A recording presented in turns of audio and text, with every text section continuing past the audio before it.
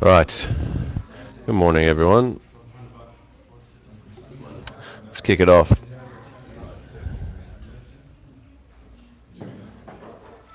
Okay. Uh, Last night's sessions in the States were an absolute beating. You can see there everything taking a pounding on the day outside of the utilities. So a little bit of money shifted into the defensive sector, and the rest of the market just got absolutely torn apart. I think this is what we've been worried about. We were talking about that a couple of days ago, and the fact that a lot of the other markets around the world have really already taken a big correction, but the States hasn't corrected at all. We were down less than 3% before yesterday from all-time highs. So I think very, very important to keep a look at, or to keep watching this. And I think there's definitely more to come. We'll have a look at the chart here in just a little bit. The only thing that was there maybe really as a catalyst to start to lead the sell-off on the day was the downgrade on global growth by the IMF.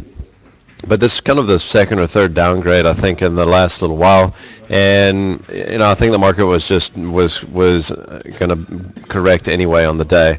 I think that a lot of the other days that we've seen that happen, markets got that kind of thing priced in already.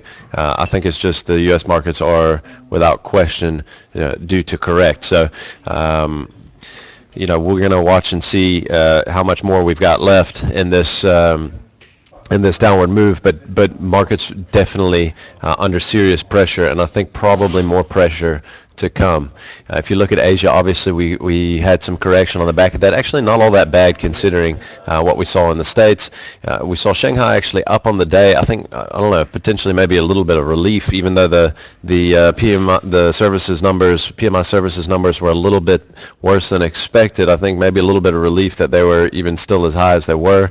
Some of the real estate developers and things like that obviously rallying as well. The buoy the market there on the back of some government stimulus to increase property demand. But the rest of the market's obviously under a little bit of pressure. We actually saw the yen drop the 108 handle last night on the US dollar cross.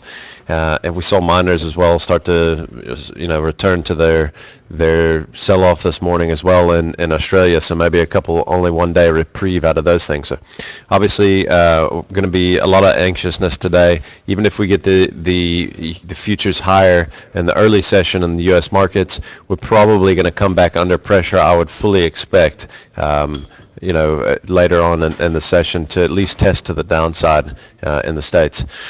All right, chart of the day here. We've got a chart showing the disparity between the U.S. energy sector and the S&P 500. There's a couple different reasons for this. I think one, obviously energy stocks are correcting simply because a lot of them are related to the oil prices, and oil prices have started to come under pressure. But that'll eventually be a very good thing for the economy, but obviously not so good for the oil producers. The other thing is that the disparity between the cost of electricity that is generated from normal power utilities in the States and solar is really narrowed to a very fine margin, and people are starting to make a long-term structural plan there and installing full solar roofs there and things of that nature, and that's really putting pressure on some of the other energy stocks, maybe more related to utilities and that sort of thing. So, but interesting chart there nonetheless. All right, market data out today. We've got Costco before the bell today in the States. Nothing else to report today in terms of corporate action that I know of. And in terms of market data, we have the current account balance out of the Bank of Japan, a little bit better than expected. Trade balance a little bit softer. Like we said earlier, the China Services PMI number came in softer than prior numbers. So that prior number was a 17-month high. So, relative, I think the 53.5 is probably better than the market was expecting, even though the consensus expectations that have been in place for a little while were probably higher than this. Just the way the China's been under pressure, I think people have real downside sentiment toward China at the moment. We've got business sentiment out of France, or just came out a second ago. I haven't seen it yet. Industrial output out of Spain, and then later in the States we got mortgage apps, and we've got the Fed minutes from the September 16th and 17th meeting. So only real thing probably to pay attention to today is going to be the Fed minutes, which is going to be well after we close. So we're going to be following market action the whole day.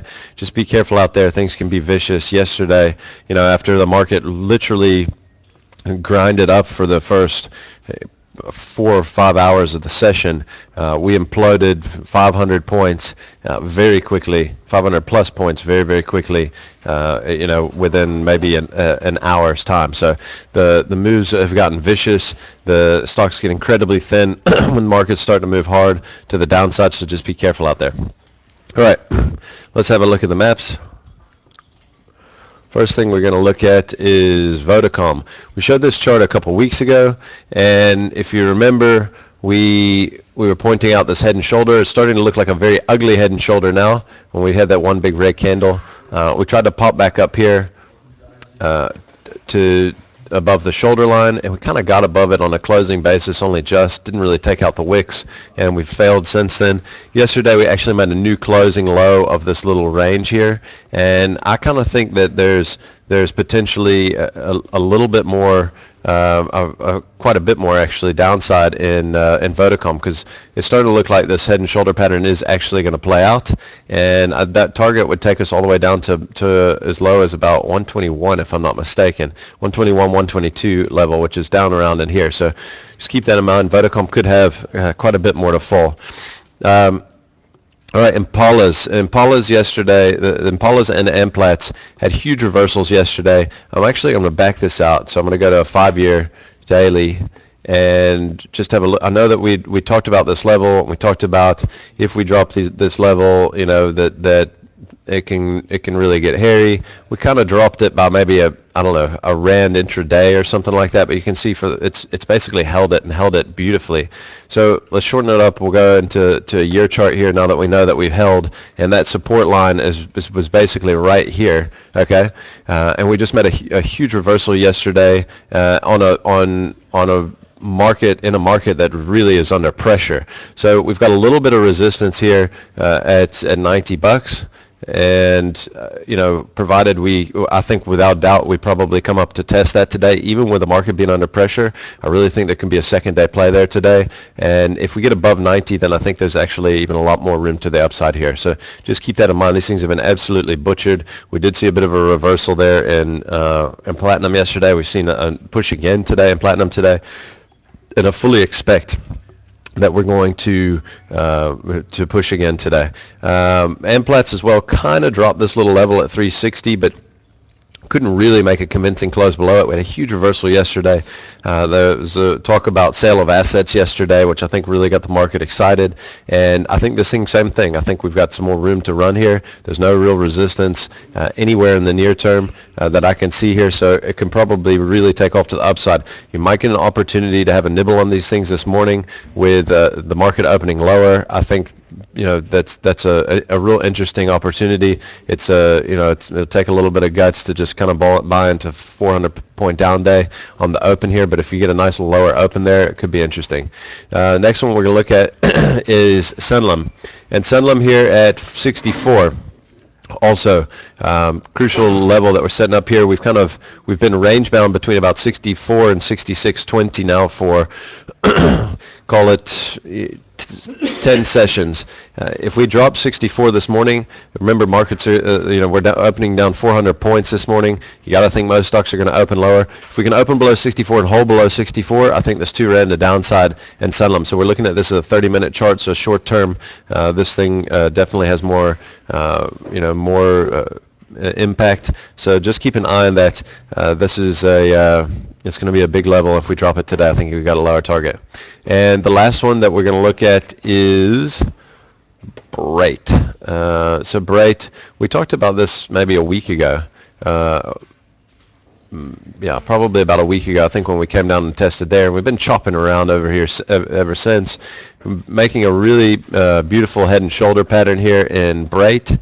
And, I know it's not the most liquid thing in the world, but really potentially set up for significant downside here. We dropped the 71 level only just, but we did drop it yesterday on the closing basis by about 20 cents. We start to push down a little bit away from this. I think there's 10 Rand a downside to Brait from here technically. So really nice looking little head and shoulder setup. So watch that one closely today. If you're looking for some short exposure, it might not be a bad place to go.